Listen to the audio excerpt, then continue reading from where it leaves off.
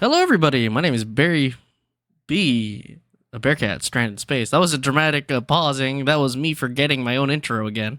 And welcome to to episode 10 of Lost in Transmission on July 9th, 2024. And of course, my lovely co-host. Introduce yourself. It is I. It is I, Timo I, your favorite slime detective, always on the move. As to why he's never making content is because he's got so many cases to work on. Exactly. So I'm up to my neck in cases to work on. So fortunately, So tell me about your latest case that you're working on right now. I heard it was called The First Descent. Oh yes, a beautiful, fantastic case. I have so much fun with it. A lot of people have so much to complain about it.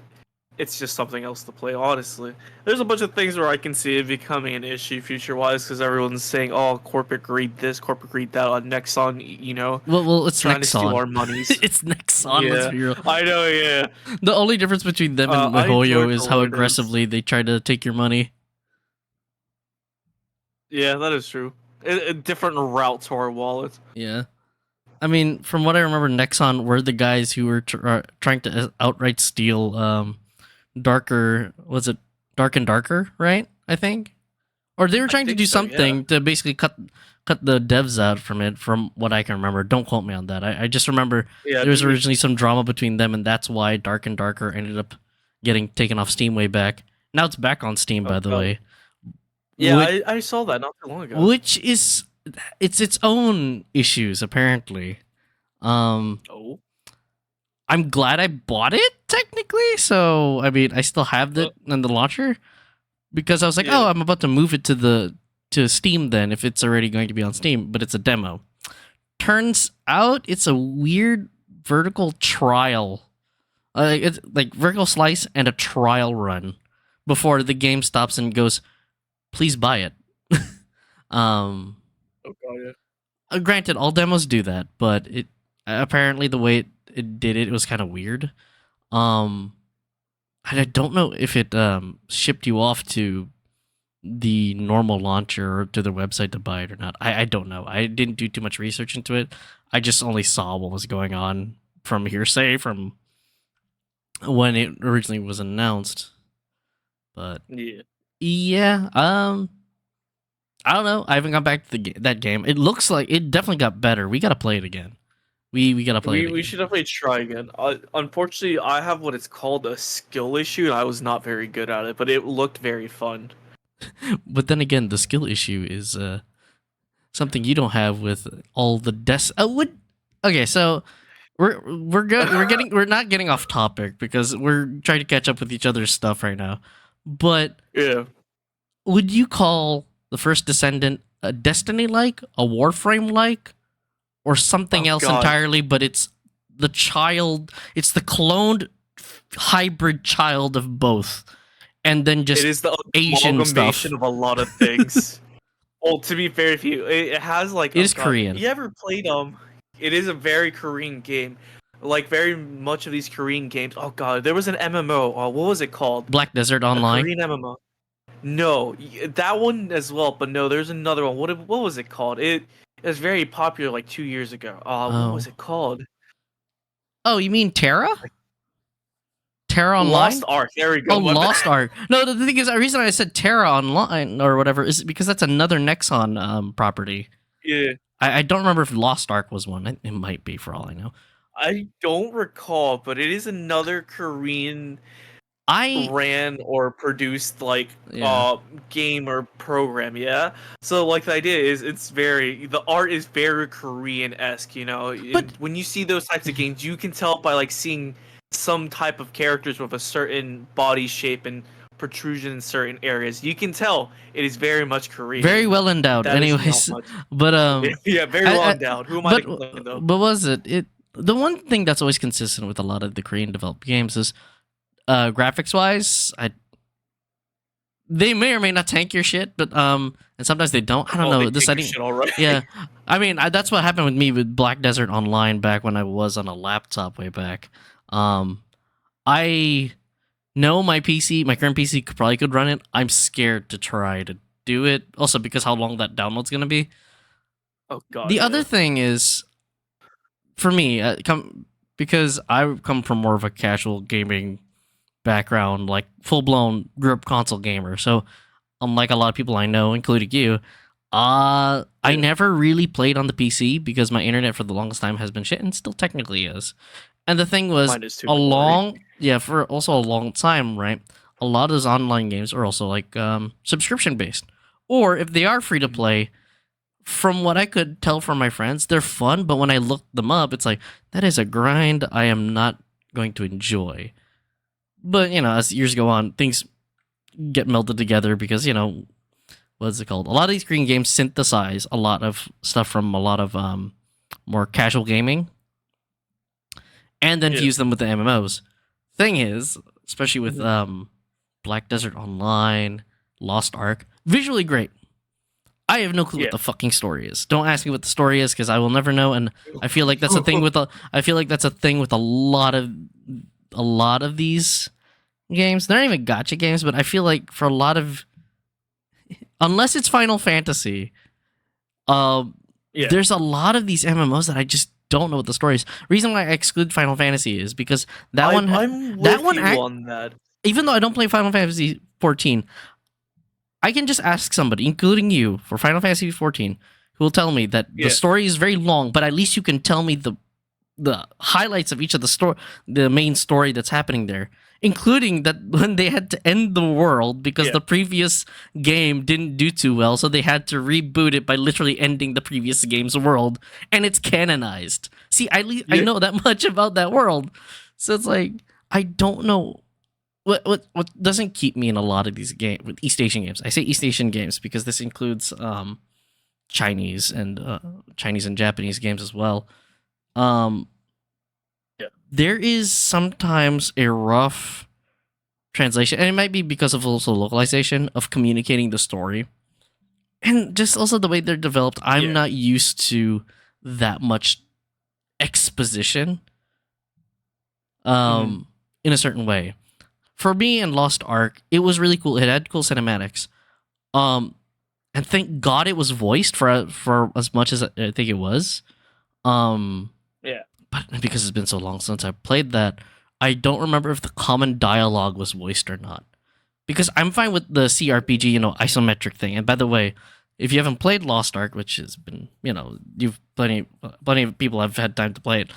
It is actually more like a top-down / somewhat isometric MMORPG. It will feel like Diablo, and the combat in that game was really good. It was something that I found really addicting when I was first playing it too. What got me about it was the story, though. I have no clue what the story is, and I still don't, even though I was just in the beginning part of it. The other thing was, and the classes and and the character customization, of course, are really great, S tier, man. But there was something about the cinematics and the way that the story was being told. It felt too much like one of those scammy mobile games where it's like, you can play as hero and do this. Say princess, earn 20,000 gold, sign up now. And you know what I'm talking about, right? Those really sus mobile games where the trailers look really good.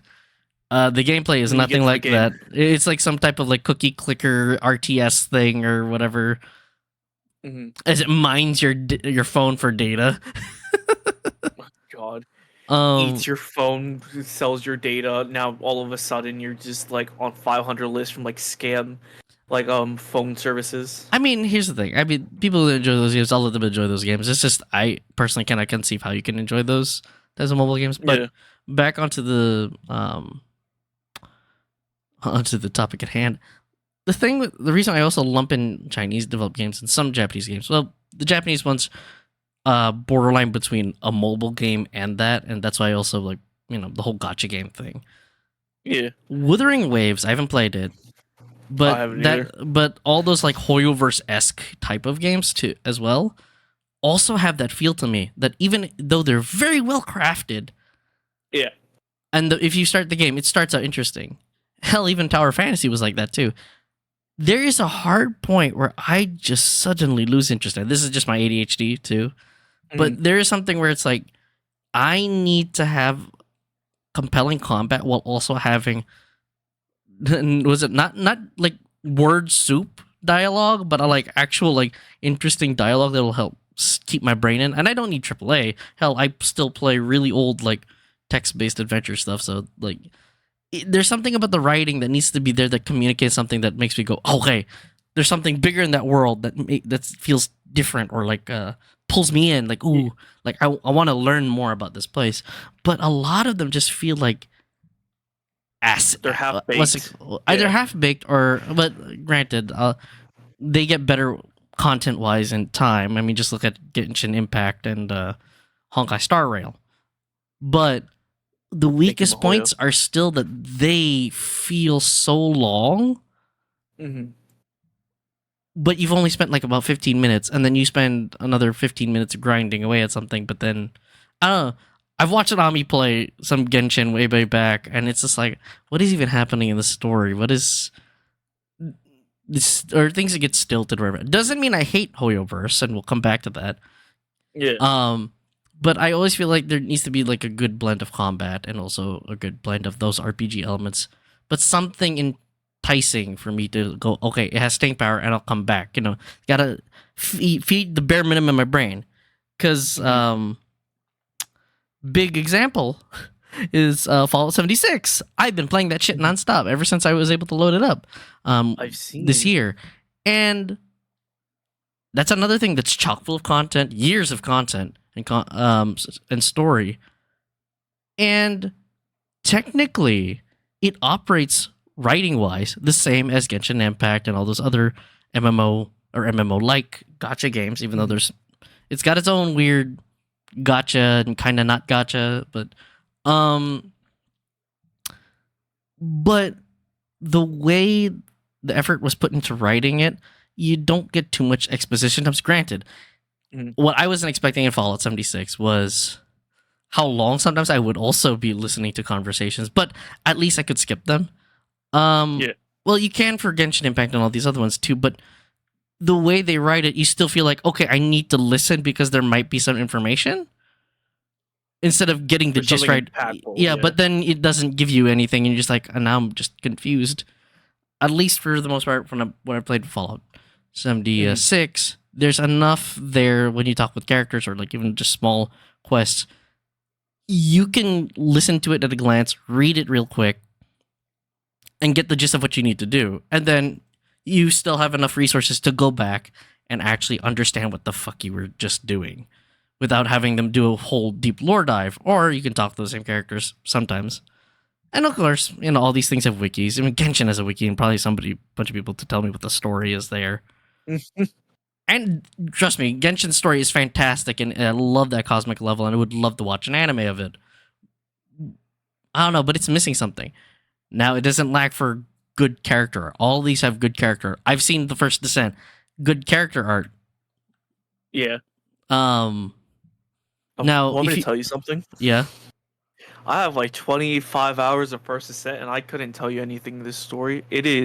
The story is not for me, unfortunately, and the limp sync is like very horribly timed, and I just couldn't get behind it. I like the combat, and I like the playing and the grinding. It's just, God, I can't get behind the story. From what I've seen, and I'm very tempted, there's the slight temptation to download and try it, but at the same time, not enough for me to do it. I mean, even if you and Sev try to beg me to play it, I'm probably... Okay, I'll be real.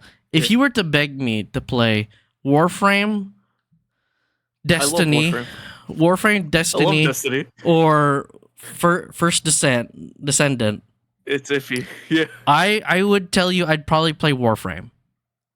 Yeah, Warframe has a really nice story. You're not forced to do the story. The main reason why is one, I can jump into the story, and the thing is, as far as I understood, even if you're just starting and never played at launch, you still can catch up on the main story and understand what the other content is.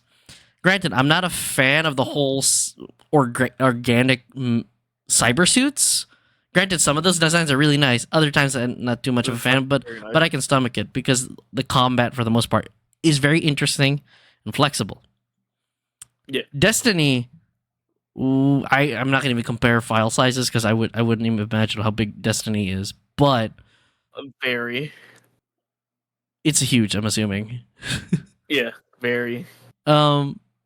He and the thing is, as much as I love Bungie and the stories that they have in that, too much of it is done like Dark Souls, where they relegate it to fucking reading, and I don't want to fucking read. From what I've seen of the grimoires, granted, somebody, maybe even you, are probably screaming internally. It's like, no, it's not. You can understand the story. I know you probably can. I mean, I fucking watched people. Yeah. I watch people fucking play it, and I understand half the story. And plus, there's Bife. I can just watch all of Bife to catch up on the story. I'm glad you know who Bife is, dude. Because the thing is, for the longest time, I wanted to play Destiny, but couldn't for many reasons. Yeah. The sad part for me is, and I learned that. I think we talked about this like a few weeks ago, last time we were on call, but I found out you can't play the fucking Red War campaign. No, unfortunately you can't. You can have like a little flashback of it, which is like a couple missions, but you cannot play the Red War. Which is the biggest turnoff to me, because that's bullshit.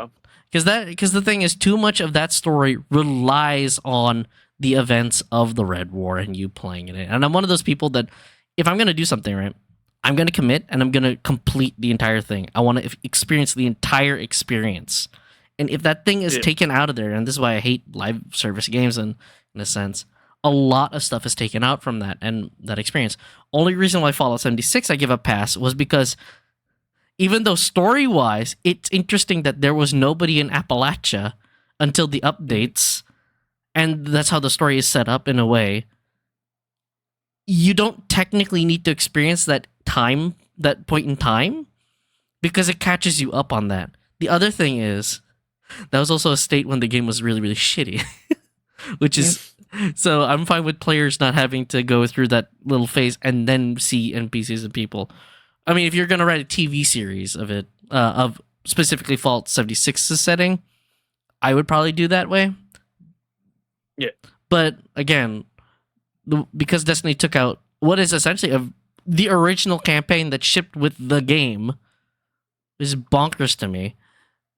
There's no other way to experience it except for watching it on YouTube, or you have cut off your internet from the console version to ensure that the update never touches that version so you can play it. Never lose my precious Red War. Because as far as I know, I think when you download the update, especially for consoles, it retroactively deletes that.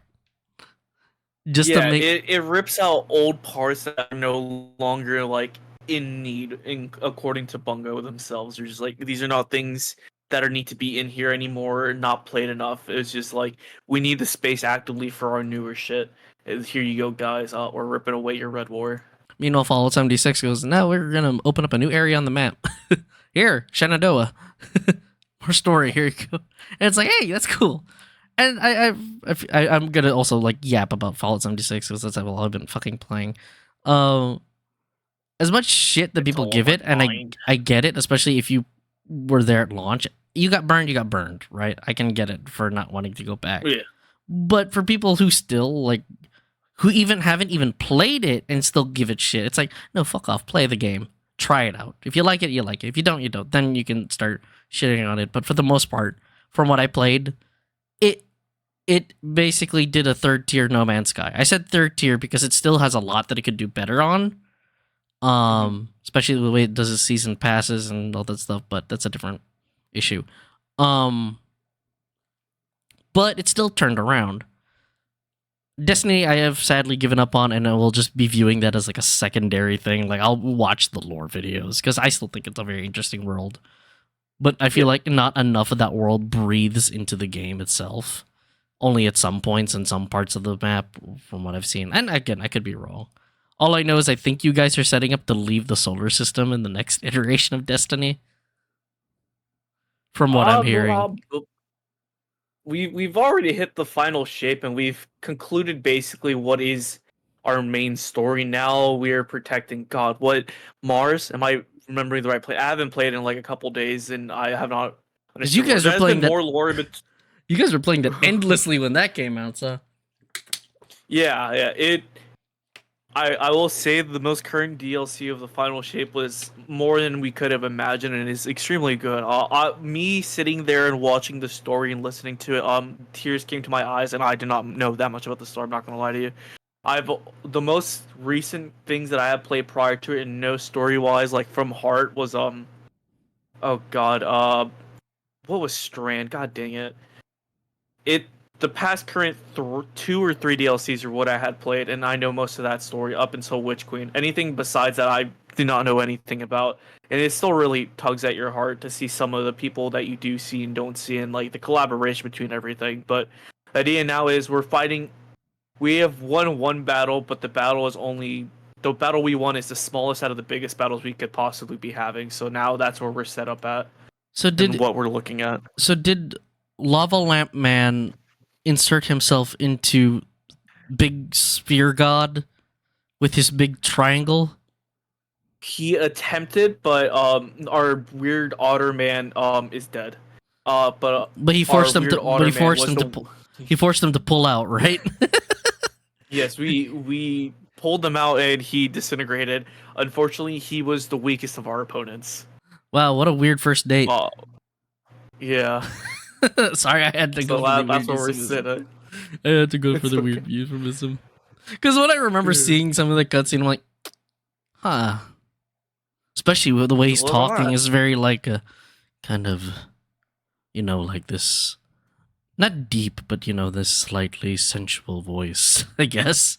I don't find it sexy, by the way. Yeah. Sensual just means it has that feel. Damn, you think he's sexy? Holy shit. Damn, man. Wanted to read the phone book for me. But yeah, back to like First Descendant. I mean, if you enjoy the game, you enjoy the game. I've like said that for the billionth time, but to me, it looks too generic.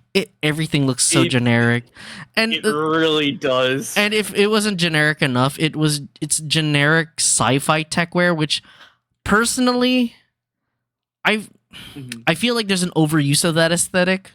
You and me grew up with freaking Call of Duty Future everything, right? Yeah. Like, even though we haven't played the games, you've seen the specific kind of art style I'm talking about, right? I know, yeah, I have. And it's also like slightly fused in there with like not Mass Effect, but kind of, with just the way the armor shapes are, and just anime, because but because it's going down that realistic texture route and whatever, because it's Unreal Engine 5, if I remember correctly. It's supposed to be one of its big selling points. I don't care if it's in Unreal Engine 5. Dude, it could be an id Tech. If it was the old like Doom engine for like id Tech something, I forgot what it was for like Doom 3, I'd be more interested. Because that's like, oh, that's a cool flex. How the hell did they do that? But because it feels too much like a tech demo and probably is a tech demo for Unreal Engine 5. But I don't know. Nothing in it stands out as something impressive. Doesn't show anything new. I saw a little bit of like gameplay preview, whatever. I don't know if it was a demo or not, but I know there was like not Stellar Blade Lady running around and shooting a bunch of enemies who then just stood there in front of her, kind of looking at her, and then acrobatics. Oh my god! And especially since we just got Stellar Blade releasing like about a month or two ago, it's like this feels like if I was a parent, right, and my kid asked me based on just the covers art of the games and not the titles, I'd tell you that these games all look alike, and be like, I can't tell the difference, Tommy. I can't tell the difference, Tommy. They're all Korean to me. They're all wild right now. Oh no, I get you. Yeah, it's hard to distinguish between different games now. There's so many characteristics that are the fucking same. I mean, there's characteristics that's totally fine to copy, because like for years, right, a lot of shooters copied the Call of Duty layout because it was just very utilitarian, and I get that. And sometimes some systems are very utilitarian and they work for the type of game you want to do. But I still feel like there's always room to do something interesting, and this thing doesn't do enough for me to go in. And as far as I know, a lot of people who are trying it are doing the dreaded, okay, where's the paywall? When am I gonna hit the dreaded next end paywall? I guess that usually has to do with progress. Like you advance so much, and then suddenly, boom, paywall. You want to advance further with better tech without needing to grind 10,000 hours? Yeah. Pay this much. And I think that's what like Nexon was like well known for, especially I think Terra Online. I could be wrong. I think it's Terra Online because I had a friend who played Terra for the longest time. He told me about that back in high school. It was like, yeah, back in my day. Sometimes like sometimes you just have to pay you just gotta pay them. You just gotta let them open up your wallet. Yeah. That being said, speaking of underwhelming things, because this does also have to do with the first Descent, it was one of the trailers that popped up in the Summer Game Fest. I know we would usually we would actually cover it like we did last year. Yeah. But when I watched it, almost all the presentations I watched, yeah, I told myself, and I quote, everything felt a little anemic. Or like for Summer's Game Fest, I feel like it felt too underwhelming compared to the Game Awards. Granted, the Game Awards is an award show. Yet, why the hell did the award show have more trailers and things compared to the actual trailer show? And then also, like, majority of the trailers for the Summer Game Fest are like either games that have already, not games that have already released. It's a bunch of games that it's like, I have no interest in this. Some of these are like, again, like I said, like something that's like Genshin-like or whatever. Definitely Zoneless Zen Zero popped up there. First Descendant popped up with a generic pop, what's it called, music cover ad, and you're watching that. Yeah, if I was 12 years old and I saw that trailer for First Descendant, I'd also be like, oh man, this game looks cool. But because I've seen that exact kind of trailer so many times, I go countless times. I go like this. What is that game? I want to see gameplay. And that was the thing I was seeing a lot of people reacting to it. And that's also why I didn't want us to do a reaction, because I feel like we wouldn't really have anything interesting to comment or like react to watching any of those trailers. Yeah. There was only a few. And that was like very little, and I'm debating whether or not to react to those, because it just felt like, all right. But yeah, a lot of stuff was pretty unforgettable I mean, unforgettably forgettable at Summer Game Fest. Underwhelming. The only thing I got excited for was Alan Wake. If you saw me playing Alan Wake real quick, it was because the story DLC popped up, but that's only because I'm a weirdo and I really love Alan Wake. And that one's fun one. But yeah, it was no big announcements, which again I understand. This year's gonna be pretty dry in terms of quote unquote AAA. They had a big section about the new Star Wars game. It looks good enough. I just am tired of Ubisoft. I'm not spending the money. I'm just tired of Ubisoft. It probably will be a fun game and a good game, but I got burned trying to. I hate the Ubisoft launcher. I hate it. I'd rather just get this on a console. I'd rather get that game on a console, because at least, even if the stupid I still call it Uplay, but the Ubisoft Connect account thing. I tried to play X Defiant, and it's only like 35 gigs. Yet it treated itself like it was 500 gigs and knocked out my Wi-Fi, which was like why I couldn't do anything for like 2-3 weeks. Caused the surge. All the Wi-Fi is out. I don't know why no other games did that. Hell, not even Zenless Zone Zero, which I know is probably a bigger size than that thing. So I've downloaded bigger games. I downloaded Diablo on this Wi-Fi, and that was 80-something gigs. And guess what? My Wi-Fi didn't get knocked out. So it's like, what on the Ubisoft freaking launcher is just tanking everything? And I found out it's very network heavy. Even though it's light on your PC, it is very network heavy. But all I can think of is, what are they transferring? Because it isn't just the game files. It's something else in there. So anything related to Ubisoft, I'm just not going to play. Even though I have Assassin's Creed Syndicate. I was playing that for a little bit because I thought it was a pretty good Assassin's Creed. I got it for free. If it opens that launcher, I'm not doing it because apparently without any notification was put on the beta version of it, and you can't switch it. Only a select few people can switch it back to the old launcher. Oh no. So it's like, what the heck? There's so much I didn't want this. Yeah, it's like, oh well, that's what happens with terms of service, guys. Always read them. Thank you, Ubisoft. Yeah. Them and their quadruple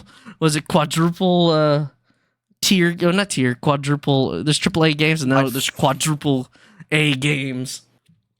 Oh god. Like not Sea of Thieves mobile game. Oh no. What was it? I can't even remember their stupid pirate game. The good one was Assassin's. I don't remember what it was though. Skull and Bones. There it was. I think that's what it's called. Rock and Stone. Here's the thing. That game could have been great if they just did almost a more refined version of what they did with Assassin's Creed Black Flag. Because from everybody I've talked to who's played Black Flag, they thought it was a really good pirate game. And I still don't understand why they didn't just, refine what they did in Black Flag. Instead, it's literally a mobile game. It literally functions like a mobile game. You don't even get out of your ship.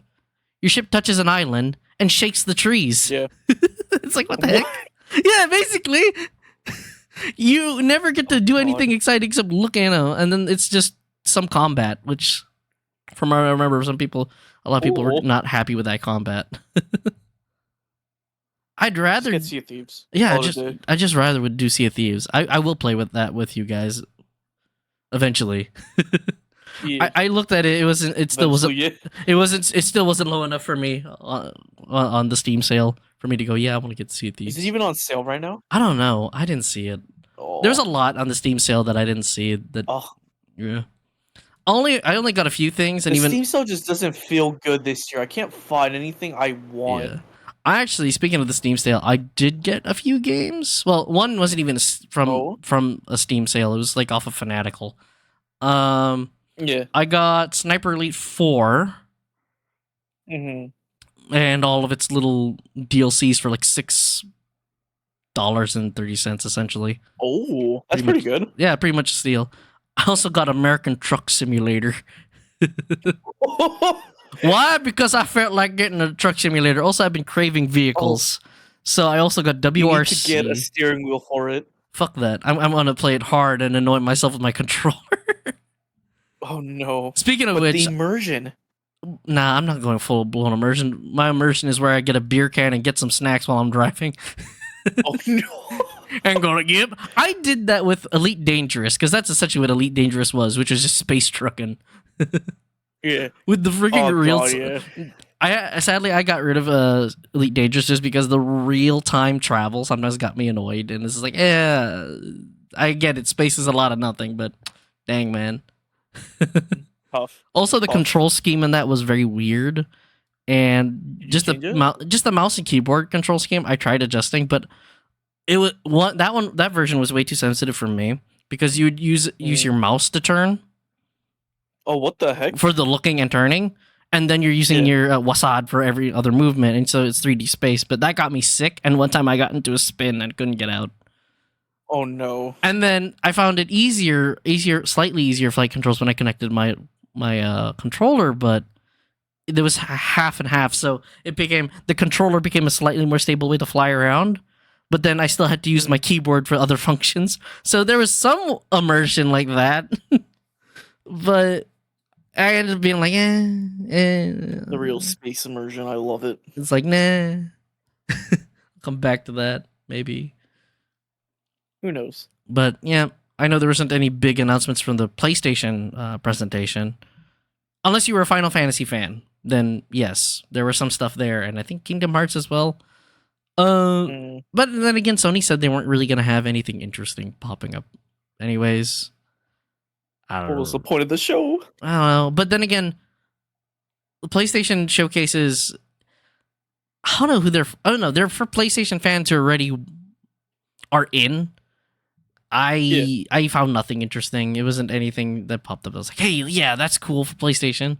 Just Nothing. Even it's all right. I don't know. Cool. I don't know how they made a very slim year for them even more boring. I don't know. Where do we possibly go? The two that were good actually was Xbox and Nintendo. Well, Nintendo, even though I don't have a Switch, there feels like a better version of Sony in the sense that if you're a Nintendo fan, you've got all you got your Switch and you're in there. There's a lot there, and the thing is, the trailers for a lot of the games are popping up. I felt really excited for those people. Yeah. Xbox, I was kind of like conflicted a bit. Oh. No, that one wasn't lackluster. That one was actually pretty good because they did nonstop trailers with only a few intermissions and to talk about the next topic or some other thing. But they had trailers, and they had trailers with gameplay. That's the key thing. Even if they're vertical slices, that is something you need in your thing. Now, I understand with teaser trailers, it's just a teaser trailer. You're not going to get gameplay. One of those was Gears of War E-Day, and actually that looked pretty cool. I've been on a binge of re-watching a bunch of Gears of War stuff, actually. So that one looked good. Reason I'm conflicted is this still comes off of Microsoft laying off a crap ton of people from their studios. I know, yeah. And so it's like so many people. So it's like I don't know what to think on this. I really don't know. And at least the Summer Game Festival acknowledged those people who got laid off. Xbox didn't really, as far as I remember. They didn't really acknowledge that. I get it. It was hard to do, but at the same time, it's like kind of bit the bullet because they spent all that money just to acquire Bethesda and Blizzard Activision. And what I heard was that a lot of the money that they were pooling ended up paying off a lot of the legal troubles Activision Blizzard was going through, aside from paying the buyout from them. Yeah. So it's like, and then of course because of that big purchase, right? That's why they have exclusively on Xbox Call of Duty now. But I will say, objectively, they presented way more in a way that actually got you more excited for what was being shown. For the most part, Black Ops 6. I have not played a Call of Duty game in a long time. I didn't play Cold War, but from what I saw of it, there were elements I really, really liked. I just didn't like what they did with my favorite characters from Black Ops. It's like, why are they here? This could have just been a different story with a different group of people, especially since they just kind of self-inserted new characters. One of them kind of just looks like Robert Redford. If you don't know who Robert Redford is, it's the guy from that one Captain America movie. Was it Winter Soldier? You'll recognize him. He's that what's it called? That one politician guy for S.H.I.E.L.D. If I showed you a picture, you'd know. One of the liaisons for the CIA liaison for Cold War looks like Robert Redford. Maybe that was the point. That story was interesting, and I did like how they integrated RPG elements, kind of like what they did with Black Ops, I think, 3. And Black Ops has always been kind of unconventional Call of Duty. And I do want to go back to Black Ops 3. Black Ops 4 does not have any single player at all, so I wouldn't go back to it. That was the one that introduced the whole Warzone idea. For them. Played Warzone. I don't play Warzone. I mean, do I want to kill? Why people like it. Hey, if you like it, that's your game. Go for it. That is going to be the only game you play because of like 500 gigs plus of what that thing's taking up. And that was my main thing, and that's what I'm still worried about for a lot of the Call of Duty games. The other worry space it takes. Yeah, the other worry I have, even though Black Ops 6 looks really cool, apparently it takes place in the 90s. It's going a more, I like what somebody said, it's going more of a Mission Impossible route. So that should be an interesting way to have the story. You still need an internet. I mean, everything is always online, but I still hate that, especially if it has a single player.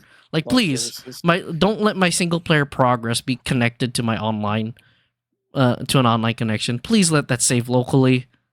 Don't let it be fucking cloud saved, especially when I don't want it to be, or give me the option to save it locally.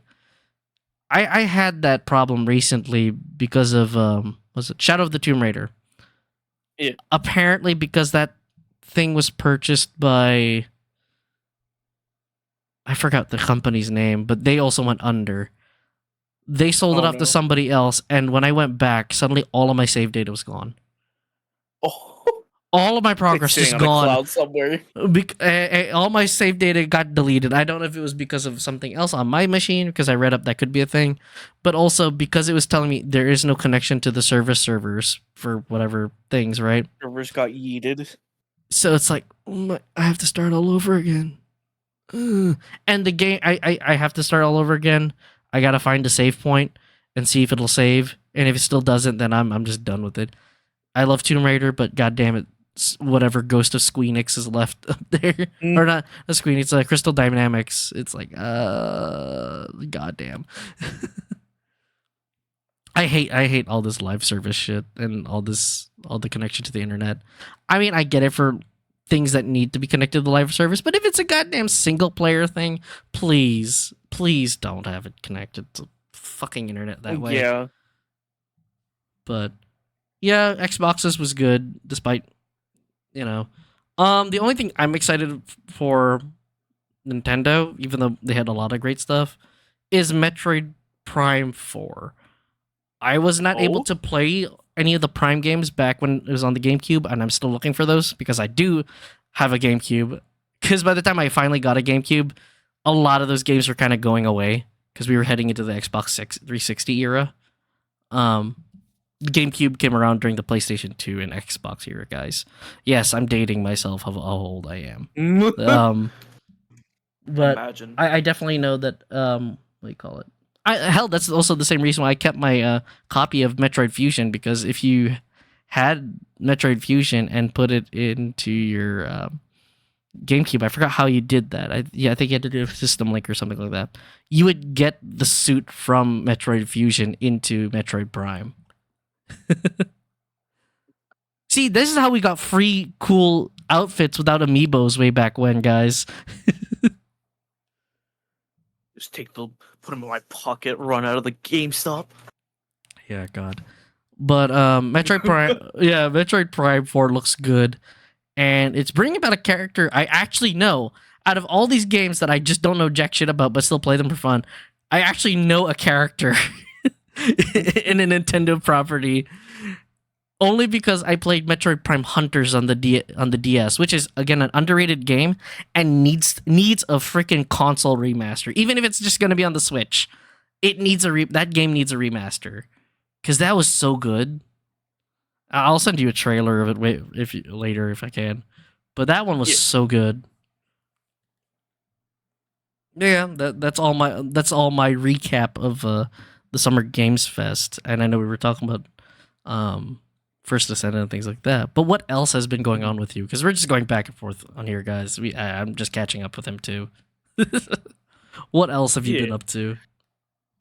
What else I have been up to? Well, what have I been up to? I've been mostly playing one or two games. That's really been it. That's all that's have my attention. The games I really played has just been Destiny: The Last Ascendant and a small company game called let me check the name. Until Then, which is very fun and I enjoyed it. Very intriguing to me. We were watching it in your Discord. While you were playing. I need to get on it. I finally got it.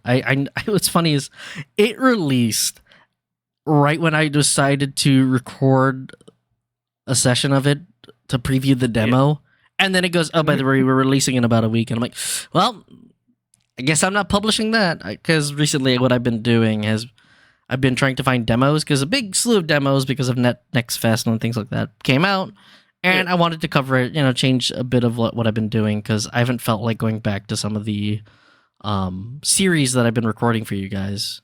And also, again, that whole Ubisoft knocking out my internet made it very hard and demotivating from trying to upload anything. But I gotta jump into it, and from what we were watching, man, that story is so enthralling. Real quick description. Should I describe the game, or should you? You go for it. I cannot put it into words because it's very we hit a lot of topics in the game. I'll let you go for it.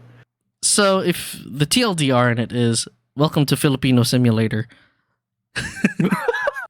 But a little bit more detailed thing. You play as a high schooler, just like a lot of these other Southeast Asian games, slice of life games coming out. There is a slight supernatural element to it that we are still figuring out. But the unique part about this is it comes from a Filipino developer, and rarely do I see that because I actually do not know much of the Filipino indie scene for video games, and I haven't seen much. And I'm happy to see something like this and of this caliber to be out. It's very well made. It's very beautiful. The pixel art is very beautiful, and a lot of the way the game ties in little mini games and its narrative together for little cool, nice little moments is almost seamless at times. This isn't a spoiler, but one of my favorite things, and I knew we hit on something special with this game, was the start screen. I love the opening poem, because there's an opening poem, but when you see the text "start game" and you hit start, it is an alarm to wake up the main character. So you spam that start button as hard as you can, and I thought that was I thought that was so cool. Because a lot of video games coming out of Southeast Asia recently have mostly been from Indonesia and Malaysia, and of course Singapore. And again, like I said, I rarely see any Filipino developed games. They're out there somewhere. I just haven't seen them, and I'm happy we found this. Yeah, and I'm happy we've seen this. And it is a very enthralling story. Yes, it's a slice of life, and yes, there's a lot of things happening with that. But it kind of hit home for me too.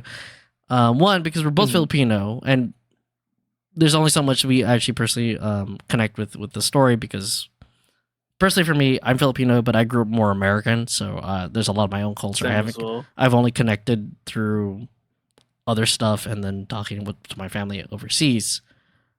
But there's still something intrinsic and nice to have that connection, even if it's through video games, because it's like, oh, I know that. Oh, I remember this, or that looks familiar.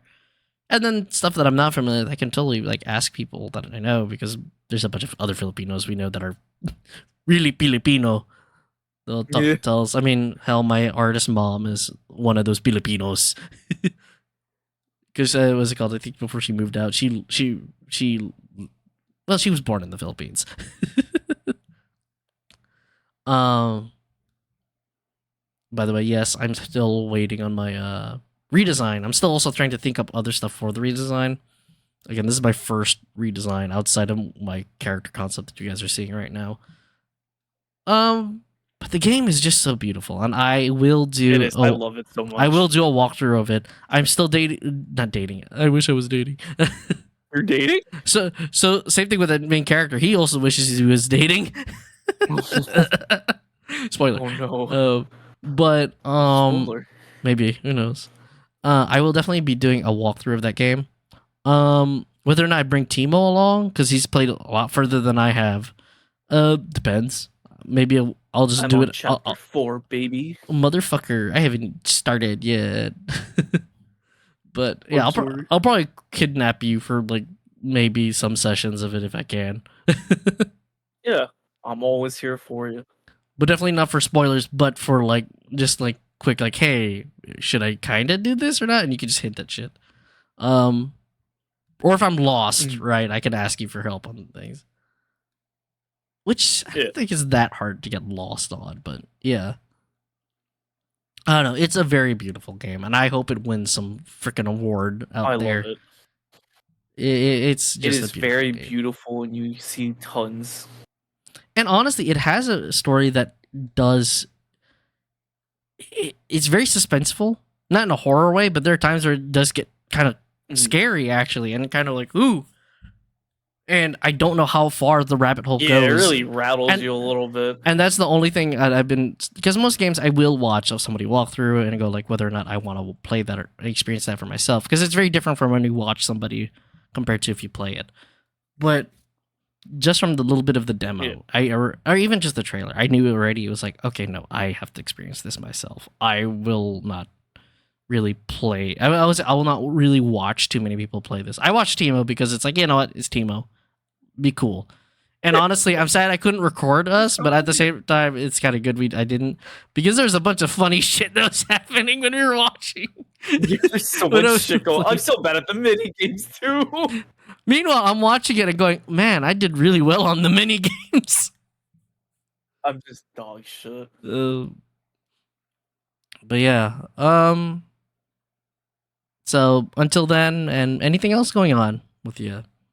IRL crap. I mean, that you want to share or whatever. IRL? I don't got too much going on. I've just been living. How's your first son doing? My first son, his doggo, guys. His dog. He's always great. He's just enjoying life. His little turbo dog. Has he been surviving the heat? He's enjoying himself. Because I heard you guys. You guys have been blazing. He's been doing good. It's just God, he's burned up. Well, you guys are sticky and burning. I am just dry and burning. It like last week was like 105 or whatever over here. Pure dry heat, and I'm like, oh God. Oh, please don't die. Because of that, It's been so humid. I hate it. Yeah, but was it because of that I haven't been able to be on my computer to do even recordings or whatever?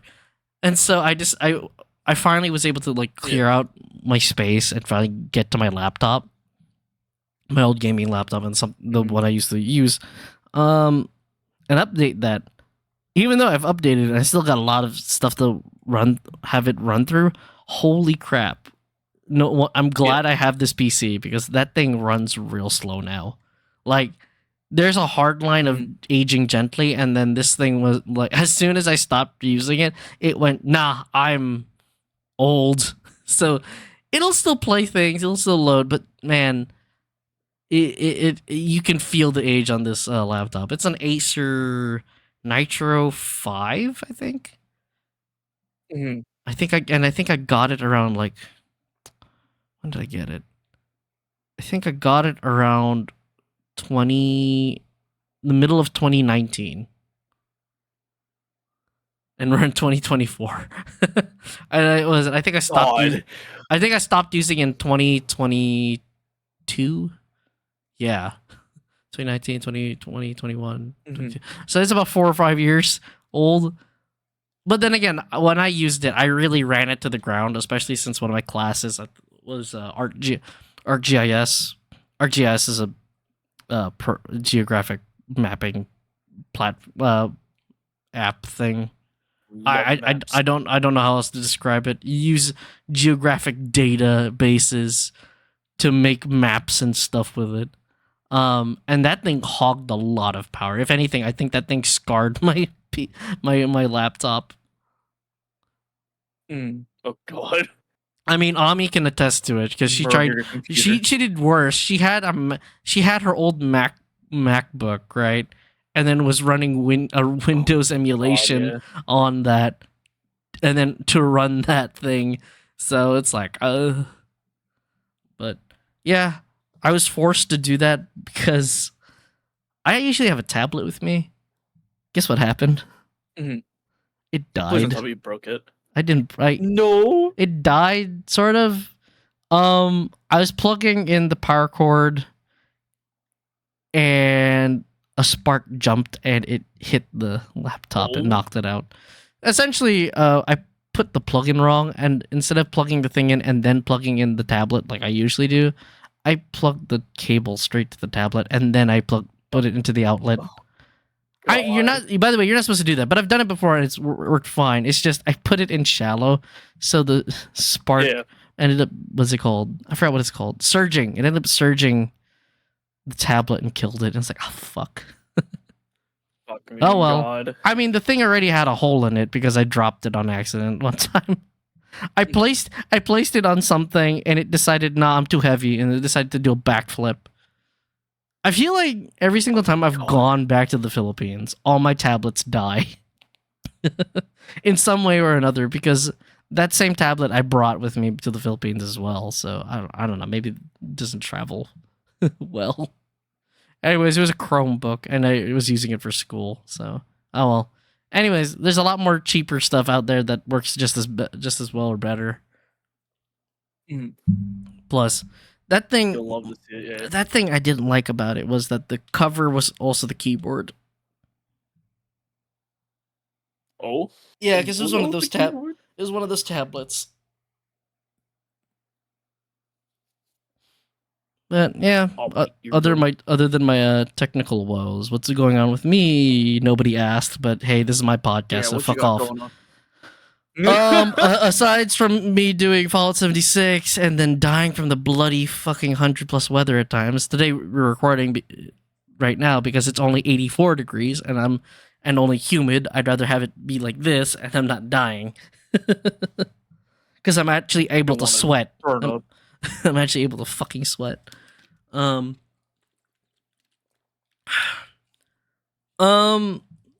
had a fucking ant invasion because of the fucking heat. Oh god.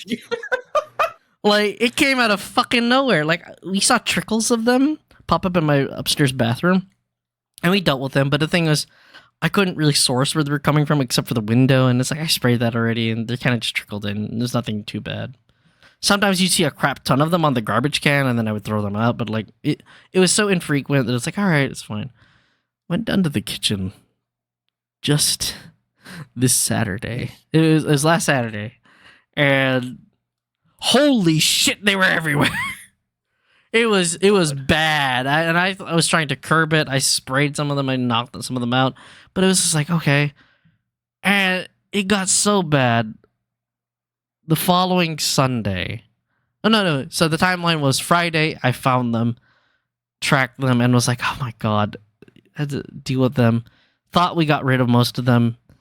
They're kind of stupid because they kind of avoided all the food that they could have gotten to because you would think the ants would go straight to your food. No, they didn't even go to my food. They ended up going to the kitchen only, and it took them like fucking an entire week to find where the compost bin was.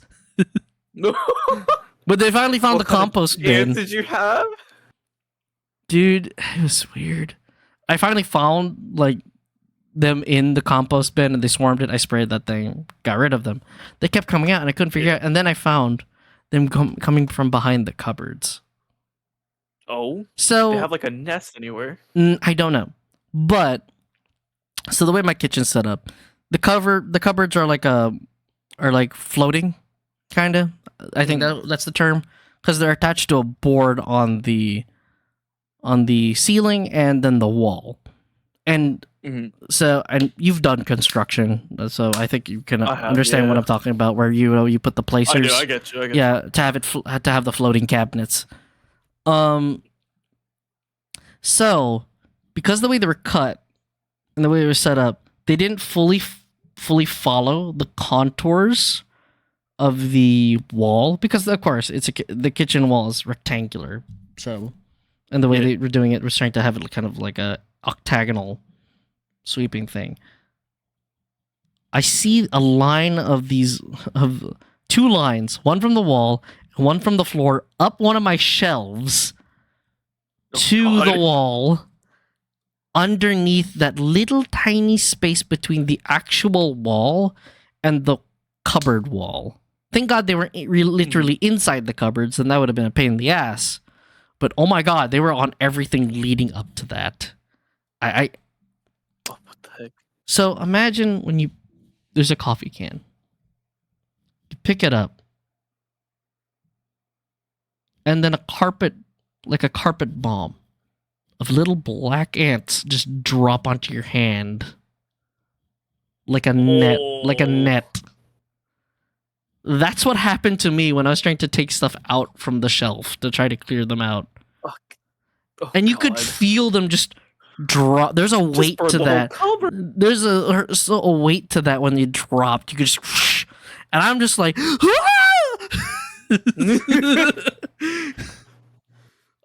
but yeah, I finally the thing is the bug spray I have. The bug spray I have, I don't use Raid. Main reason is because you fire Raid off, it fucking poisons the crap out of you.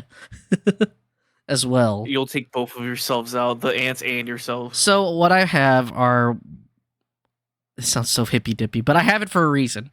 What do they call it? not organic, but essentially quote unquote organic Mm.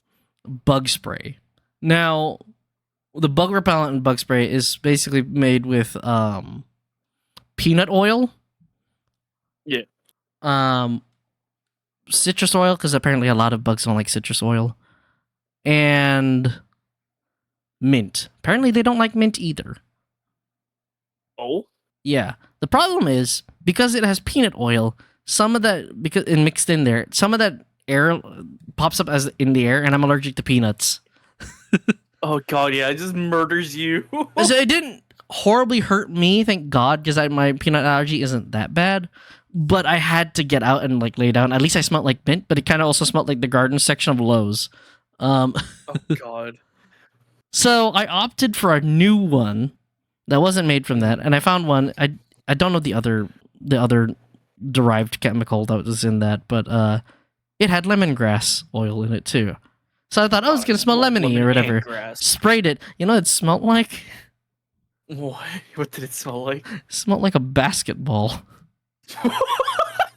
But it killed and repelled all the ants, and I was able to finally. Hey, if it works, it works. I was finally able to get rid of all of them, and I didn't get a headache from it. But it smelled like a men's Foot Locker, and I mean the store, not an actual Foot Locker. It smelled like a Foot Locker. It smelled like Axe, Axe and ass. But yeah, it smelled like rubber and just sportswear. Funny enough, I don't know why. When my dad walked down, he smelled it. He's like, smells like apples. Huh? How do apples smell like that? Those must be a Foot Locker. That was, like, the best description I can say is it smells like what a basketball smells like. And you know what and most of you I would assume know what I mean, because if you played even just basic PE basketball, that basketball has a smell. Like you don't even need to put your nose. Bad one. It just smells like dirty rubber. That's it.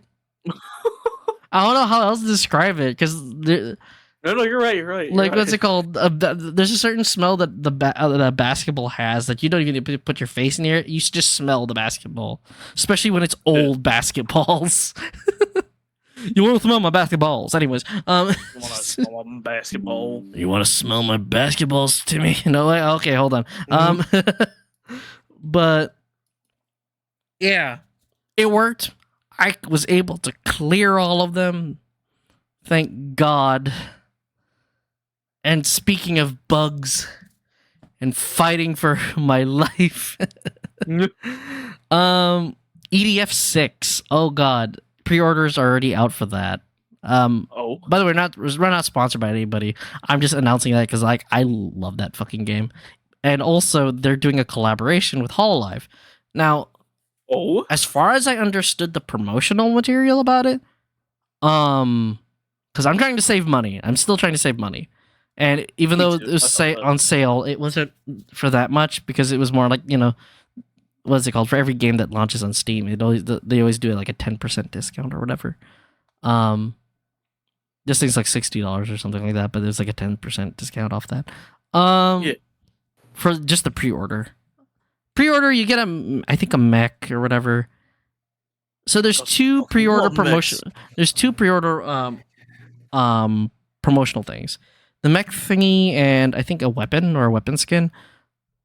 But the one I'm interested in and want to get is the HoloLive collab items, which is essentially just decoys. These deployable decoys, which has the little idols kind of screaming and the bugs that go and attack them. Yes, I want the game because I want that, because I'm a big HoloLive stan. Don't judge me. But the thing was, it's interesting too, because what I knew EDF 6 was happening, and they already had it released in Japan, and it's been in Asia, I think, for a little bit while. Japan and Asia, in terms of the shipping thing, are two separate things, I guess. The Southeast Asia and some other parts in that area were able to get the English release. Now, those who bought it in Japan, the HoloLive promotional material is still those decoys, but it is Okami Miyo, Fubuki, and Fubuki, I think. I don't know if they had a third one. They may or may not have. And I was always wondering, by the time for the US release, are they going to be doing that? I was very surprised when they made the game announcement that it wasn't, but it makes sense that it was the EN branch. So who's being featured on that? So, yeah, so he's being featured there as part of that collab is Takanashi Kiara, Iris. I can't even remember her full fucking name. I think it's just Iris. And I don't remember either. And I think it's Gooba. I think Gooba is there too. Let me double check. Is Gooba in there? Let me make sure. Also, my screen share isn't going to my Steam page. Let me see. EDF6. Yeah, we're doing this recorded live. What? No, not price. I hate. Sometimes I hate how Steam doesn't listen or does organizing myself. What? It's on my wish list. This is horseshit. I have it on my wish list. Took it off your wish list. Plotted.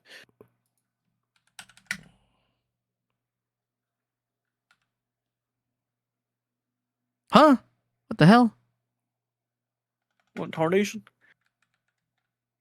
There it is. Where's the cool that I'm staring at the page? It's on the bottom. Okay, so yeah, it is Gooba. Oh, it is Gooba. So yeah, Gargooba, Iris, and Kiki are there.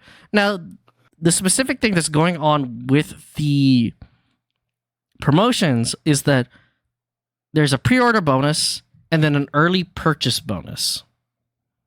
And those have what's it called? Those have deadlines. So what are the deadlines? Hopefully I get this video out by tomorrow or before the end of the week, so that way the information is valid compared to me trying to pursue all these fucking demos that end up releasing a week after. For the pre-order bonus, you will get the Wing Diver Support Device Reverse Core Type N. And the deadline for that is July 24th, Pacific. Essentially midnight or something like that, because they're using military time. Yeah, that's at 11:59. Yeah. I don't read military time because I'm dumb. So even though it's technically a lot simpler. On the day before Christmas. So the day before Christmas is the deadline for the HoloLive one. The HoloLive one, if you just want that, you can purchase that until December 24th. Now, if you want both, obviously you buy the pre-order now, and you'll get both because you bought it before the December, both the July and December deadline. But if you just want the HoloLive stuff, and save money, just save money before Christmas, and then get it then. And I'm happy that they did that and made that very fucking clear, because I was worried that you would only be able to do it from a pre-order. That would be awful. Yeah. Oh yeah, and then of course, aside the girls, there's also an aerator, we call it an aerator mech. So that's where the mech is. I don't play Wing Diver. I play aerator and Ranger, because I'm basic like that. Aerator though is fucking great. You need to get EDF, and we need to play. We'll definitely play. Don't worry. I promise. I won't force you to get EDF 5, but man, one of these days, EDF 6 at least. Yeah. The other one, in terms of the Earth Defense Force series, I want to try to play, and it's also still on my list, just because it's weird.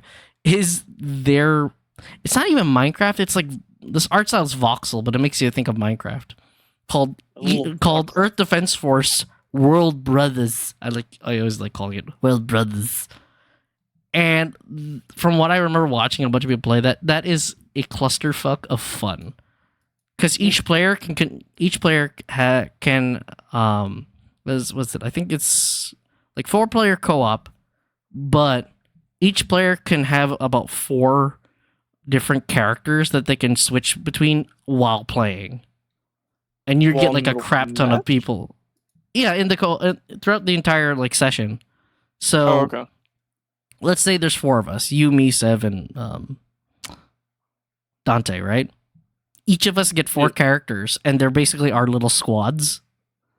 And then and within that squad, you can switch between those characters, and you can choose before going into the mission which ones you want to pull in. And all of them have their own special little abilities, including a frog band that forces everybody to do the like samba dance as a little power up. It's great. It's stupid. It's great. Oops. By the way, I hope you guys are enjoying the B-roll behind us, because I recorded that because What is the B-roll?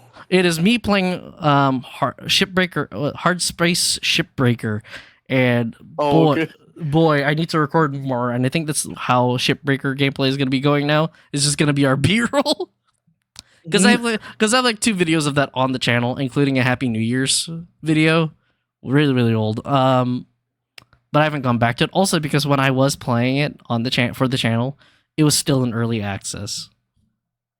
Now it's not anymore, and actually has a kind of a story. But it's like, I like the game more casually. I feel that. Yeah. So let's see what else is on the docket. Yeah, I dealt with the fucking ant invasion. The only other thing I want to talk about is like some stuff I've been watching. I've only been watching two anime series for the past few months. The Deer one. Oh yeah, well that one just came out. Oh okay. Okay. I haven't watched it yet. Because I thought it was already out. I know I sent you the trailer, but apparently fucking meme. Apparently it's not even out yet. And I thought the meme meant it was already out. It's not. Only the only thing that got released recently, and I think it just came out, was the opening. So I think the show might be out already. I think there's a chance. I've seen like a bunch of clips. There's no way there's like not more than 1 episode out. Who knows? But the 2 I was watching was Kaiju number 8. I enjoyed that. I know I finished This is in Dungeon as well. I'll just call it Dungeon Meshi. That one I'm excited for the 2nd season, and I want it now. I really love that series. It's really good. I know people call it autism coded, but I connect with it more on the ADHD spectrum. But hey, I'm just glad all of us in the spectrum can freaking connect with it. Yeah, Kaiju number 8, Dungeon Meshi, and then the other one, which I can never remember the Japanese term for it, but Go-Go Loser Ranger. I know what you're talking about. Sentai something, but that one is so good.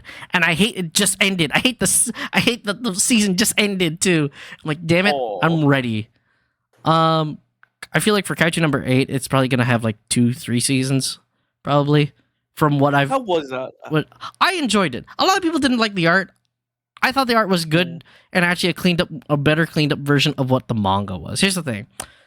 Unless they do really something artistically different, most of the time, whenever I see an adaptation, I want it to be an improved version of the manga, because I get it. I mean, some mangaka have really good art, and it's very hard to translate that, and sometimes I get that.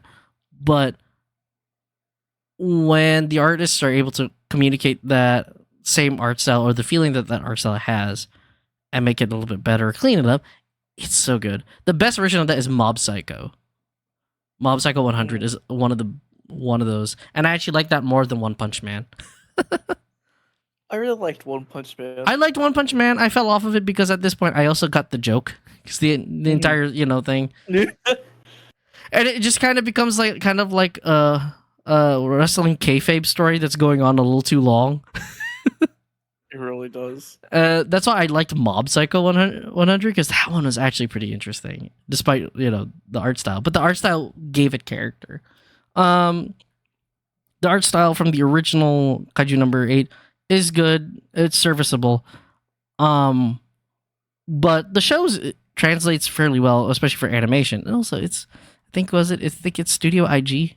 So it's. I don't know who animated it. I'm not gonna lie to you. Now, thing with Kaiju number 8, I was actually surprised with, was it's been a while since I've seen an anime that has both its opening and ending done by Western artists. Oh, yeah. So was it One Republic, I think, was the one that did the ending theme, and they're both catchy. And then who did the? Let me double check on the who did what. Kaiju number 8's opening was also good, and I wasn't expecting for it to be CGI'd, which kind of like turned me off for a little bit, but I got used to it. Yeah. But I wasn't expecting an English opening song. Oh yeah, it's Abyss by Youngblood. Who's Youngblood? I've never heard of them either, but it sounded cool, and I think did I ever send that to you? I think you did, but I don't recall. Yeah, we can take a look at it after this. And then, yeah, the ending of Kaiju number 8 is Nobody by One Republic, which I only kind of using a One Republic song. Yeah, I'm actually surprised that they did it, but it's like, oh, cool. I only recognized them because I think they were the guys who did one of the songs that was used in Top Gun Maverick. The whole I think so, yeah. Yeah, I think it was they were the song being used in the beach volleyball. No, not beach volleyball. Yeah, beach football. Shirtless foot. That was a good movie, by the way. I really like Maverick. Dude, that was a great Ace Combat movie. Like, when I watched that, I was nerding out, and it's like, yes. I mean, they did have an official collaboration with Ace Combat 7. They did, yeah. That went on for a short while. I had it, and I have the plane. I fucking love the plane. It's stupid, and they put pew pew lasers on the test plane. It's just so good. But that movie, when I was watching, I was like, I wonder how much of this is, gonna be leaning on this, because they can't make a movie without making it something similar. And let's be real, the first Top Gun, as iconic as it is, it's kind of a schlocky and bad movie. It's kind of a bad movie. It is kind of a bad movie, but it is iconic. But man, Maverick was such a good movie. But as soon as I saw them giving like Tom Cruise the mission briefing on what it was going on, I'm like, oh my god, this is Ace Combat. They're telling to go into a fucking valley to Star Wars Death Star run a fucking hole in the ground. It's like, and there's turrets. Nothing says, what's it called, Ace Combat than a crap ton of missile alerts going off. And that dogfight was so cool. Dogfight was really fucking dude, something cool I did with it though is I took the Project Wingman music and played it over that scene, and it fits so fucking well. And I'm like, plane nerd jizzing. I'm ejecting. I'm ejecting all over I'm popping flares out of my pants. All over my fucking plane. I'm chaffing, bro.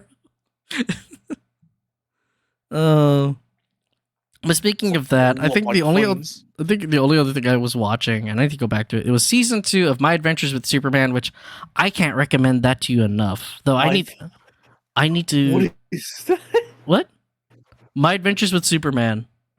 I've not watched at all. If I can find it, I will send you a link to watch it, because the only other place to watch it would be like freaking Max or Adult Swim. Okay. But I would highly recommend it. Also because like I grew up with a lot of DC cartoons growing up, Justice League and Batman the Animated Series and Superman the Animated Series as well. And they were just, nobody makes cartoons like that anymore. Nobody makes superhero cartoons like that anymore. The Marvel superhero cartoons couldn't even match up to some of the stuff that they were doing in the original DC series. A good successor of that was definitely Young Justice for a little bit. And I'm sad that series didn't get its due. It, I think, got like 1 or 2 seasons when it was able to return, but that, sadly, Warner Brothers being Warner Brothers, stinky poo-poo, taking shit away from... It was taking away, like... Can't shit in this house. Yeah, can't shit in the house of Warner, because as soon as you're done, they go, no, we're canceling your shit because we need it for tax breaks. Like, apparently, like, the way they've been cleaning up stuff over at Warner Brothers, there's a crap ton of projects, even if you weren't invested in them, right? There was a bunch of projects that were straight up finished, and they went, no, we're pulling the plug on them. What? They were ready for release. Well, like, there was a whole movie that I actually would have wanted to watch, where it was kind of like, what's it called? It was kind of like Space Jam or like Looney Tunes. Not the sequel Space Jam with LeBron. That one can bye. LeBron James. But there was a movie called Wile E. Coyote versus Acme, and it was a legal comedy movie about Wile E. Coyote suing Acme. What? Because remember in the cartoons, all of Acme's stuff just doesn't work. And he's been hurt by it so many times and some other things. I have to reread what the whole script was, but it was like really cool. I'm like, oh, that'd be cool to watch. Yeah, no, it was ready for shipping, and they decided, no, we're canning this. Just butcher it. No, you can't have this either. But despite talking about that, for whatever reason, My Adventures with Superman, because it's still Warner Brothers, is really good, and it's a nice. It's a very happy. Well, I won't say happy. It is It's a very positive superhero cartoon. It leans toward anime because it has a bunch of that influence, but it is very much a cartoon. I love the character design in it. It's very good. I also just like the characters, the way the characters have been done. And there are dark stuff, but it isn't like Christopher Nolan or Schneiderverse.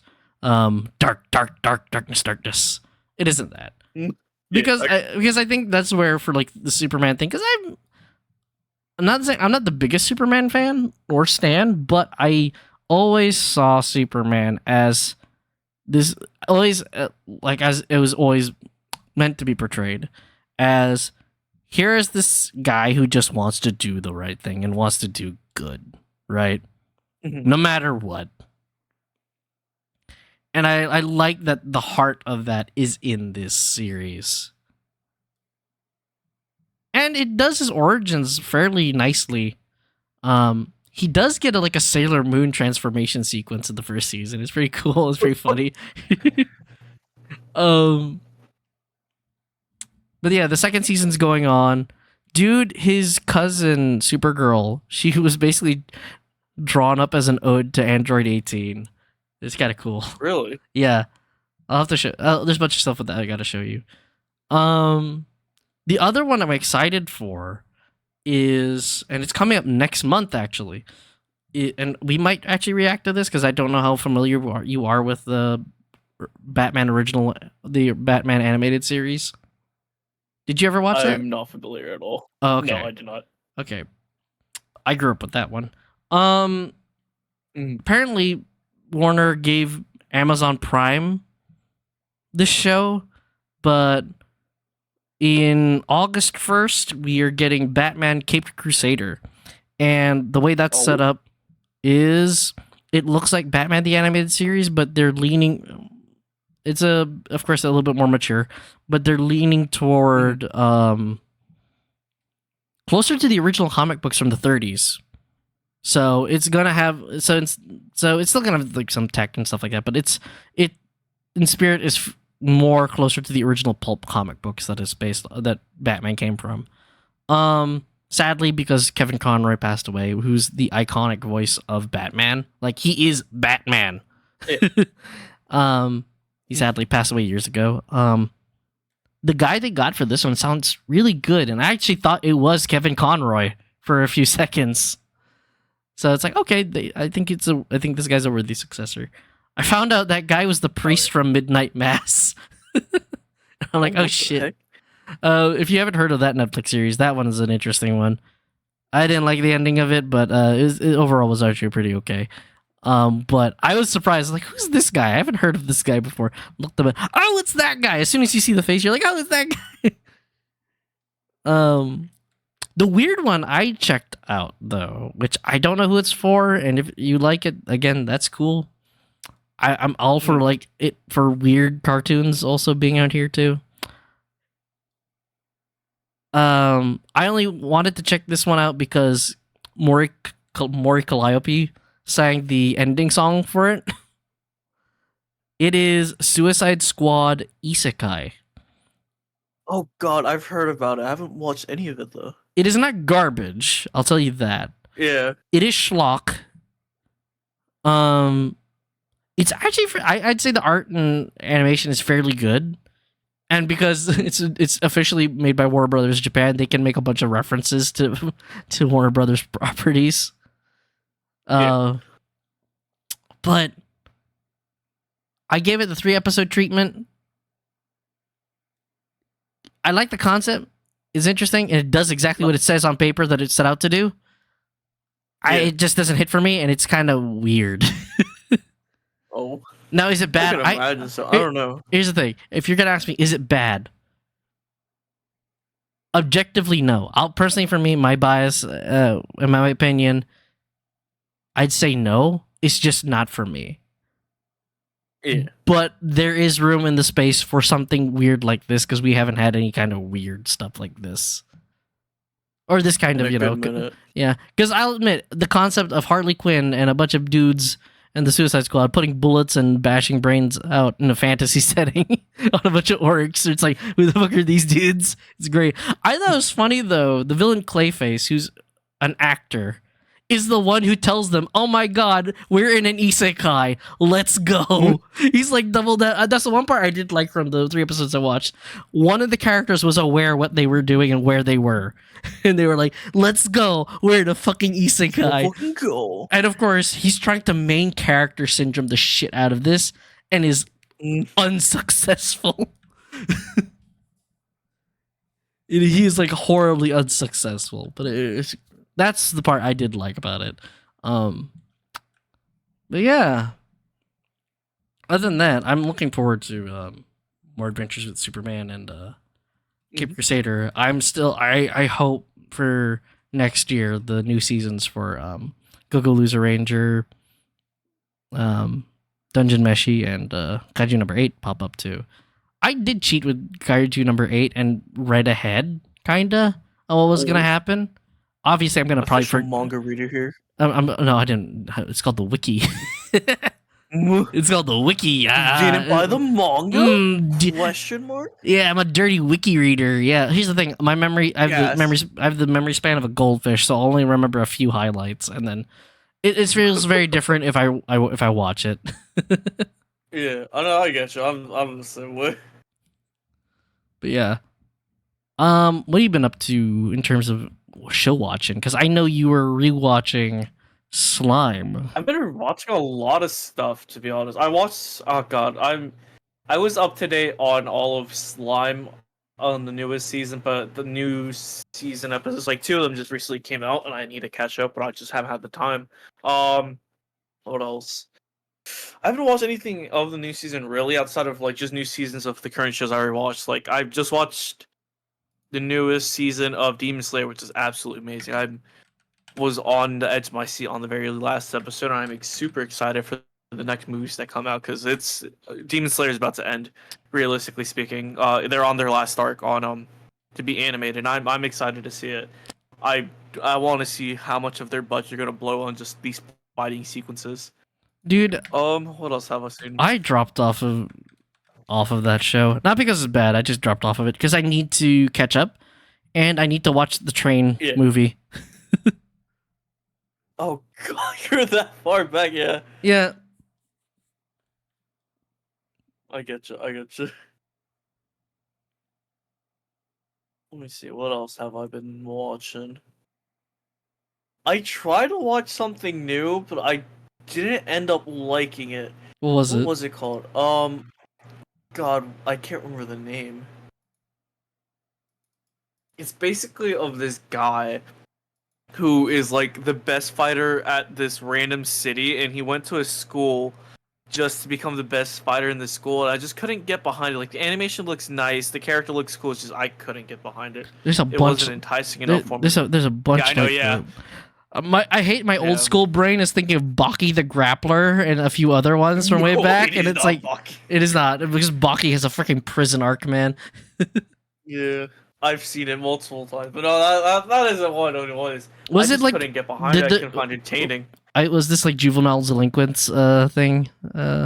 No, it came out this season. Yeah, Like I know. God, I can't remember what it's called. Did the character have like dyed hair? He had silver hair on one side, and he had heterochromia. Oh my God, what the fuck? I don't know. God, I can't remember. It might not be the one I'm thinking of. Take a look at my anime list. I'm trying to think.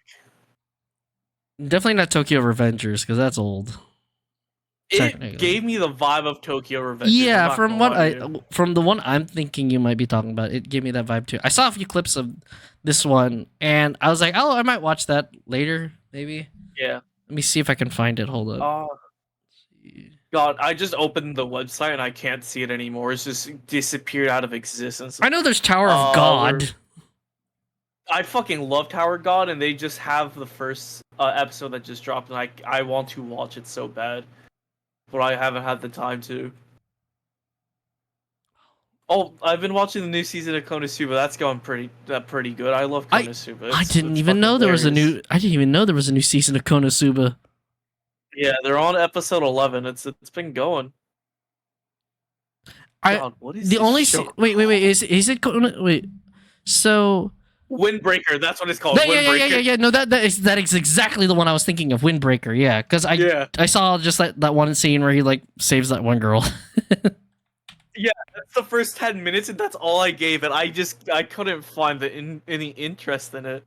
But what was it? No, I just like her art style. Anyways, anyways, what was it? Fucking Konosuba. Was that the Megumin? Was that the Megumin focused spinoff, or is that a legitimate new season of? No, it's a legitimate new season. It's still airing. It has, I think, one more episode. Wait, did they even name it the fourth season, or did they call it something entirely different? Because that might be the reason why I didn't see it. Konosuba's God's Blessing on This Wonderful World 3. 3? I thought it was the fourth season. Yeah, 3. The fourth season, the Megumin spinoff doesn't consider as a season. I know, but that's why I was confused. Oh, yeah. But because finished airing, bitch. What do you mean? There's 11 episodes. Huh? Instead of they're finished airing, there's 11 episodes. Shouldn't there be one more episode? I don't know. Maybe there's a special. Nah. Oh God! It reminds me that the last airing was on June 19th. We're already in July, man. I know. Yeah, that was the newest season. I started it when it was airing, but I haven't been able to watch it. Because the thing is, I saw clips of it, and I just wasn't sure if it was a new season. Yeah, it was a new season, yeah. Also, I'm getting this weird feedback loop of like, I swear there was already a third season, and this would be the fourth. Unless what happened was, because they've done this before in other shows, where they split up the second season into 2 parts. That might also be a thing. Again, they also had a movie. Yeah, I watched the movie. The movie's great. The movie was good. I love it. Freaking great. What's that touching me? It's exactly what you think it is.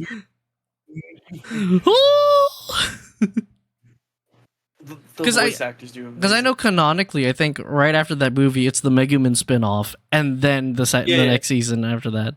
Which I'm just surprised they followed their own timeline fairly well. I am too. Considering what Konosuba is, it just seems very goofy and doesn't seem like it has like a real story half the time. Dude, it actually has way more consistency than half the anime we fucking watch, actually. I know, yeah. Thank God. But alright, I think we are coming to a close to our 10th episode. Yeah, we made it to 10 episodes, guys, without quitting. Let's go! I know we're slowing up, but like, don't worry. Whether or not whatever happens, there will always be an episode that pops up.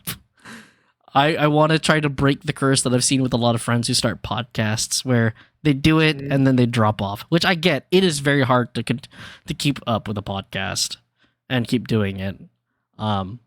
That's why I try to keep it focused to the interests that we've talked about. I would like to talk about VTuber stuff, but at the same time, I don't want to touch that with a 10-foot pole because sometimes, as much as I love talking about other VTuber related things, that easily can dive into something else. Granted, I know that could give me more views, but I don't feel I don't feel quote unquote qualified, and I don't feel comfortable talking about that kind of stuff. Yeah. I want to talk about fucking video games and anime, which I know sounds so fucking generic, but honestly, I always think our conversations are fairly entertaining. I wish I could be more entertaining, and I'm sorry for all those who actually ever listen to this. I hope you guys are entertained by us just yapping about stuff. But if you do, please make sure to like and subscribe, and then if you can, leave a comment, because I know a lot of you have been kind of lurk in there, kind of watch, but don't leave any comments. I'm glad you don't leave any nasty comments. Thank you very much for that. Thank God. But I would like to see a little bit more interaction. I will interact with comments if I see comments. The thing is, I never see comments. There's never anybody commenting. And that isn't me going, oh, I wish I had reviews. No, I want to facilitate like anything for anybody actually watching. It's just, if there isn't anything, I'm just going to keep going on my merry way. So if there's anything you guys have input on or want to want me to check out or, talk about, let me know in the comments, and I'll be sure to look. Anyways, there's not a lot of people anyways. The only thing that ever gets me suspicious is the 119 or plus views I always get for Dave the Diver here and there, which I don't know what that is. I hope that's people watching, but I assume it's a lot of people clicking through, seeing it, and then going, yeah, sure. I don't know. But either way, I still thank you, because at least you checked out my video. Because I was recently tracking on where those pop up and where they were going. It's like some places, like, these are weird places that I'm popping up on. And I also had to change up like how my uploads pop up, and I have to remind myself how those work again, because apparently a lot of creators, big or small, have been struggling with how their content is shown or where it's shown or how it's being featured, because the algorithm is weird. And so there's a lot of stuff that you actually have to turn off to make sure you guys are notified or it pops up where it needs to pop up, rather than being shipped off to God knows where and never seeing the light of day. Actually, it's funny. You have to strike a balance on YouTube of categorizing your stuff, but also being vague as possible so it doesn't just keep you in a certain niche. Yeah. And the reason why that's kind of ironic is that that's actually the only way you can make sure the people in that niche see that you're uploading stuff. So it's like, oh, weird. Because you're trying to increase discoverability as well, rather than having the algorithm throw you around to attempt the same discoverability. Anyways, hopefully this month and to the coming months, I will have the uploads popping up again. I'm going to try to space them out a little bit more. It might be just 1 or 2 videos a week, rather than 2 videos per week like I did last time. Or if I do 2 video uploads, 2 videos that get published, it'll be every other week.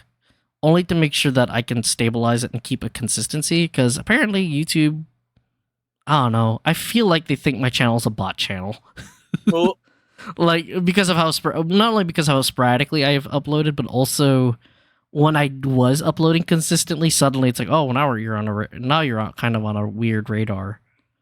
And it's funny too, because I credit the music I use, and it's free to use music. I use Audio Library, and I always put the credits in, but I still get hit with the copyright. Not the copyright strike. If I had a copyright strike, this channel wouldn't exist anymore. It's basically saying, oh, you're demonetized. Well, I don't have monetization on this channel, and I don't plan to for a long time. Meanwhile, if you do want to support me, go on my Twitch channel, even though I don't stream too often. I'm trying to slowly get things set up so I can stream and test things out, so my streams can be a lot more stable. The last time I streamed, it sort of worked, but there was a massive delay, and I still need to play around with settings. But if you do want to support me, go not only subscribe to me here, but please follow me on Twitch, because guess what? We're actually pretty freaking close to affiliate. Weirdly enough, somehow, was it affiliate? You need what? I think was 100 or 150 followers, right? I forgot. It was 50. How do you get to affiliate? Let me double check. Also, a mix of it is like watch hours too. Was it? Let me double check on this before we end.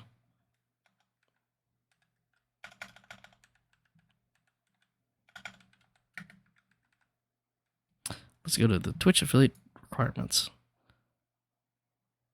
Or maybe what I can do is look into how to broadcast my pre-recorded stuff and just hang out in my own stream to talk with people while that happens. That might be an idea. Hell yeah. I don't know. Because, like, I'm trying to work with what the resources I have, and sadly the resources say that I do not have good internet connection. I have good internet connection to play with people and play things, and sometimes upload. But I don't have a strong enough upload speed to consistently stream. And sadly, the area that I'm in, there's almost no service for fiber optic. Oh, God. It's just because a lot of the ISPs have been switching to fiber optic and mobile internet, which is what I've got. It's mobile internet. It works really good and technically cheap, but it does have its limitations, and I'm finding out those limitations now. So let's see. Oh wait, so I think I have almost 50 followers, or already surpassed 50 followers. I just need to stream more often. Yeah, and have average viewers. So we're but hey, it doesn't hurt to follow me also on Twitch. All right, guys, because funny enough, I do have a lot of friends over there, and if you don't see me live, I may or may not be on their channels, and that way you can see what I do there if you know I'm ever on. But either way, please support all of the artists, all the people who've helped me out here, and follow this guy as well. And also the artists who did our art too, because the links should be down there. I know I've been trying to cut down on links, but I will credit all that need to be credited. We didn't do too many news stories on this one because I've already bitten that bullet before, and sadly, they don't want me to do my due diligence here on YouTube because sometimes weird titles, but also they've removed the ability to have links. So anytime I do have something that I want you guys to check out or support and it has a link, you can just go to the description, copy and paste it, and do the usual. Everybody knows how to do that. So the only links that'll be in descriptions are ones that I really think you guys need to go check out. Other than that, I am also going to try to edit more long form videos. So some videos that might pop up that are supercuts, which I'm trying to learn how to do, which also just takes time, might be older recordings, but that is another thing I plan to do, especially if I do a lot more collabs. So those will take time, and you might not see them right away, but if I do, they'll hopefully be uploaded. But if you want to watch me live, it will hopefully be on Twitch someday, but I'll probably be live on other people's channels. And I'll always try to make sure to link that, and so follow my Twitter to stay in touch whether or not I put anything there. Or if you want to see any of my shower thoughts, including me screaming about fucking ants. Because good lord, that was an entire night of just cleaning and reorganizing an entire thing just because ants invaded my fucking kitchen. Yeah. Thank you all for listening and enjoying this episode of Lost in Transmission. Until then, we will see you later, my fellow space jockeys. Bye-bye. Bye-bye.